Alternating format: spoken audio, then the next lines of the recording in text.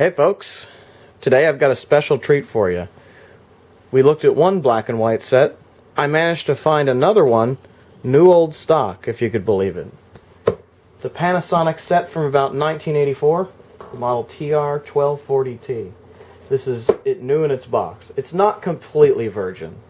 The eBay seller opened it up and looked at it and tested it, as far as I know, to make sure that, everything was ship shape. It hasn't been used, it's just been tested. So I guess technically it's an open box. But I'd say for a CRT set, that's virgin enough to call it new old stock. Do not use a hook.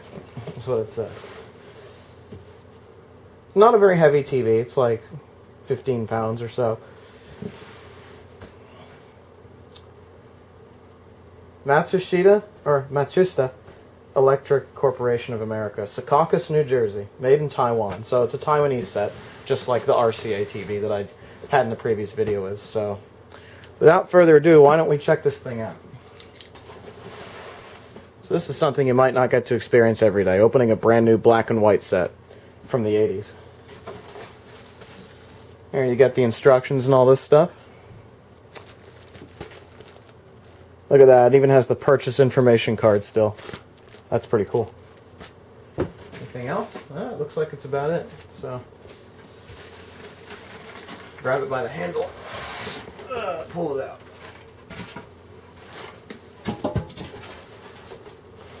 Here's the TV itself. There you go. Look at that. Nice Taiwanese set. Made by Panasonic. Turn it around. It's nice and compact in the back. It just has this thing for the neck of the tube there. As you can see, the guy definitely opened it and tested it, judging by this eBay tape here. So, why don't we give it a shot? Let me just tear into this plastic here and we'll get it out.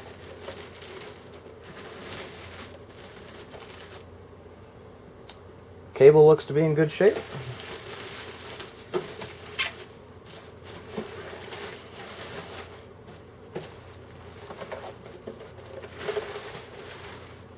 Look at that. Brand new. Brand new.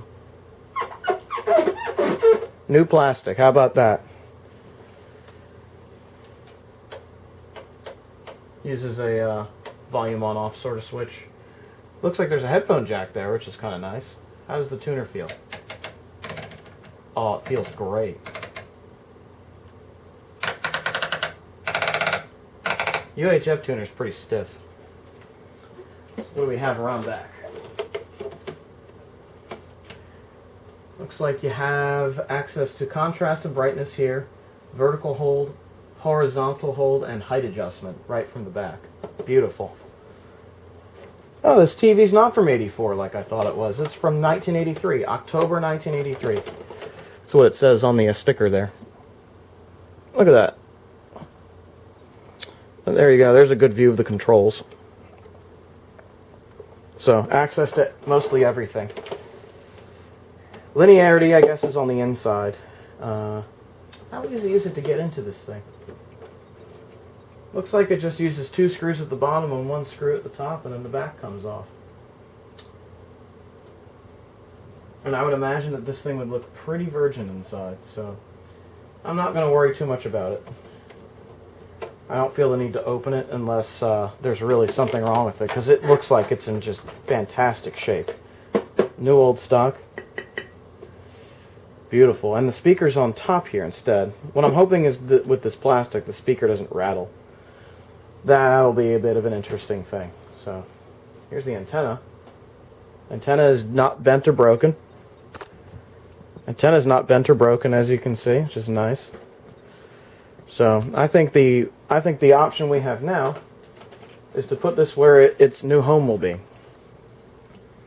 If you look at the top there on my dresser, you'll see the RCA TV we made a video of. I've been using this TV for the last couple weeks to watch TV in bed, and it hasn't skipped a beat. This RCA TV has been great, but this TV is more of a showpiece because of the wood grain look.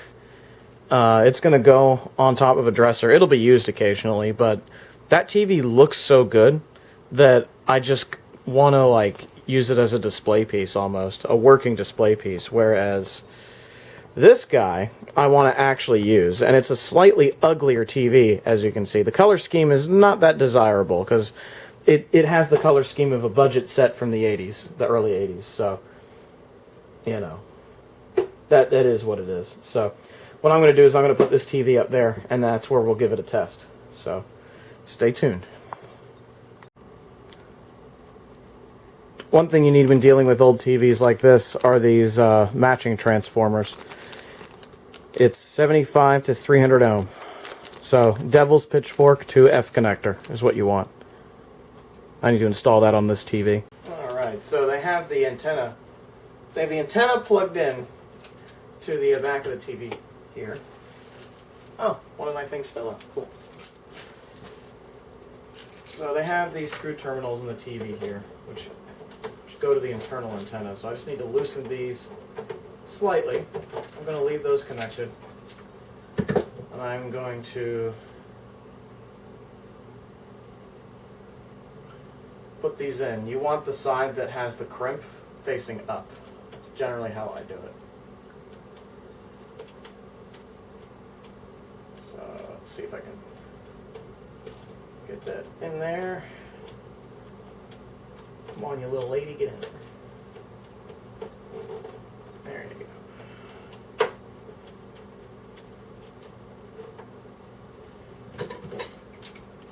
And you just, then you tighten those back down. This one could do with a little more push.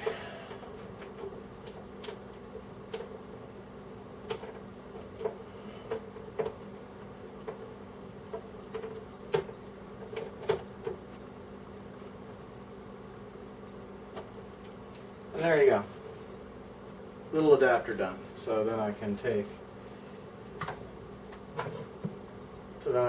my cable and just screw it in. And there you go. That's coming off of an RF adapter. I'll just turn this TV around. God, that's awkward to handle. Then it should be just fine to stick things back on top of it. And I will plug the cable off the TV into this really cheap Variac that I have, which I'm basically using as an on-off switch for these TVs. I have the Variac set to about 110 voltage, so I've lowered the voltage to the standard working voltage of yesteryear. So let me just turn that on. Set to 110.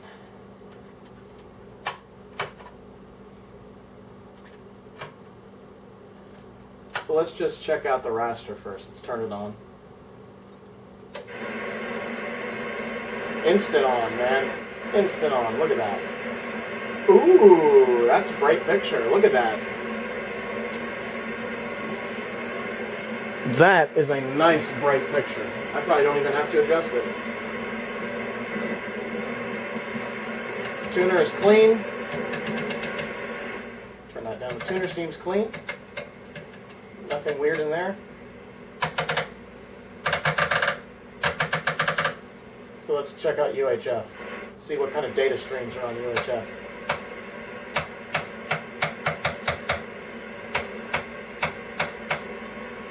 Oh, there's some data there. That is channel 30.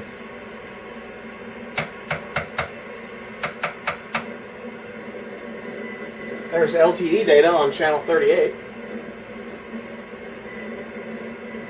So I'll just leave that on 3. And we will... Yeah, look at that. So here's a YouTube video playing. This is a Shango 066 video. The video is very stable, very nice. He's adjusting radios in this video, so... Very nice picture, very sharp, very good.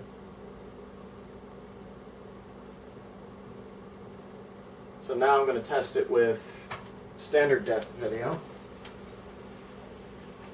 Okay, here's a 4x3. There's the Magic School Bus. That looks pretty damn good. Yeah, I see nothing wrong with that. Audio's working. Next thing, action. Yeah, I'm happy with that. That looks good. One thing I've noticed with these black and white sets is that cartoons like this actually look pretty damn good on a black and white set. Very, very nice. So out of the box, the new old stock TV looks like it's pretty good. The only thing I'm concerned about is it blowing out a little bit on the sides there.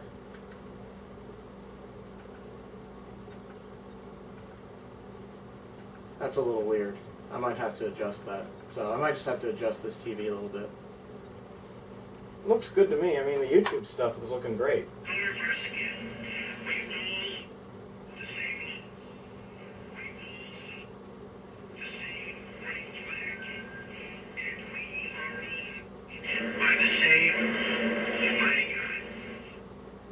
I glued the speaker in and I glued the front on using something I shouldn't have. You can see the dark areas here. This is basically like contact cement. The sound on this TV is much better compared to the RCA. Shouldn't have used that. I should have used, I don't know. I wish it had sticky on the back of it. Yeah, it looks worse in the camera than in person. Alright, let's do a quick channel sweep. I'm going to tell you right now, not as impressive as the red one. Buy the red one. Well, there you go. That is a new old stock Panasonic TV, which will now be my bedroom TV. It has much better sound, actually. It's a better TV overall, I think. And judging by the Variac here, it has better like voltage stabilizing circuitry. Because when I move the Variac up and down, it doesn't change the picture, whereas it does on the RCA. And I don't know if that's bad filtering or what that is, but this TV seems a lot more electrically stable to me too. So this is a good TV for use, and the RCA is a much better one for display, I think. The RCA one, I should probably change the capacitors in anyway to figure out that filtering issue, because it seems to me like filtering is not great on that and needs some addressing. But on this one, it's still perfect for the most part. I think I might just adjust the brightness and contrast a little bit, and that will probably fix it. So I'll come back when I've done that. HX6B kit radio is built. Okay, so I adjusted the brightness slightly, and that got rid of it sort of blowing out the whites on these black bars in the 16:9 image here. So I think that looks a little bit better. I also tested it with 4:3, and even that looks better. So I think we have a winner here. Camera, and then we'll do a sound comparison between this speaker and maybe a speaker out of an old PC. Or the reason I use Shango's videos is that his videos have very hot audio, and that would overblow the input of the RCA, and it doesn't seem to do that to this Panasonic. Stock speaker here that comes with it, and these three are speakers that are exactly the same size. Wow, that thing gets loud. Like Pentium 1, Pentium 2 PCs that I EOL'd. And you can see the actual cone size difference. The cone is much better audio than the RCA. I'm blown away by that. So this is going to be a great TV for the bedroom. And since it's new old stock, this tube should last quite a while, I would think. Without interfering with anything. Oh, this is the one with the factory speaker. This little tiny speaker. So let's have a listen.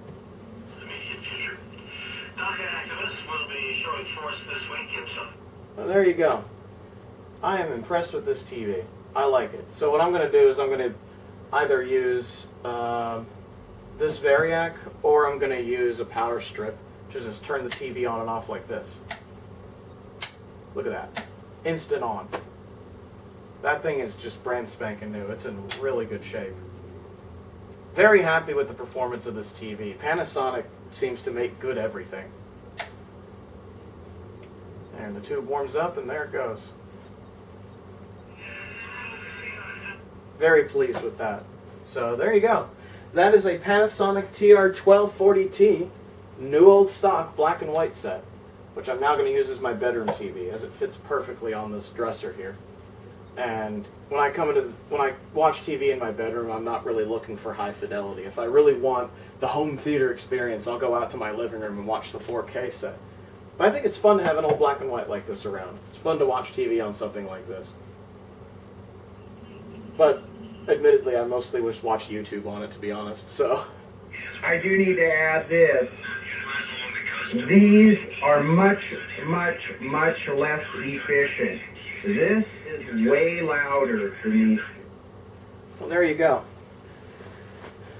Not too exciting of a video, we're not working on it, but I thought I'd show you the experience of a new old stock black and white set from the 80s.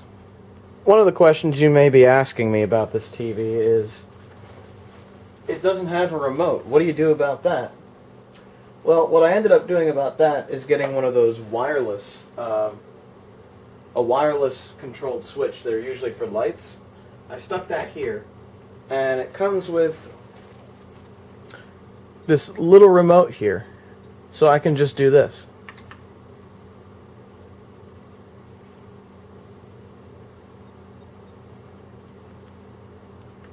And shut it off. It's perfect. It's perfect. That makes a non-remote set remote.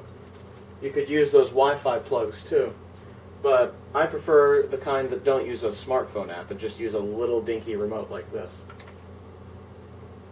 That way it's a full remote set and I don't have to worry about it. It's great, man. Although one thing that happened is my Raspberry Pi's power supply failed. Let me show you how it failed. Here's the power supply. The prong came out of the plug because this thing is a piece of garbage. These are the $10 Pi power supplies you can buy on Amazon. I forget who makes them. But yeah, don't buy the $10 one. It can literally burn your house down.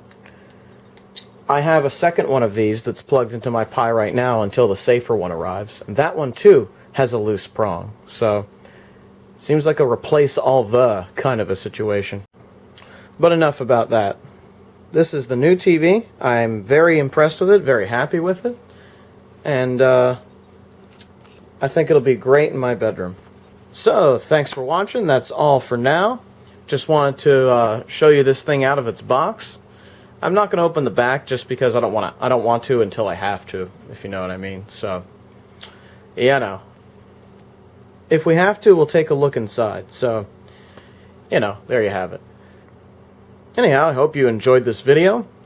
If you'd like to reach me on social media, Twitter and Reddit are down below. And if you'd like to join our Discord chat, that's also down below. Have a good one, everybody.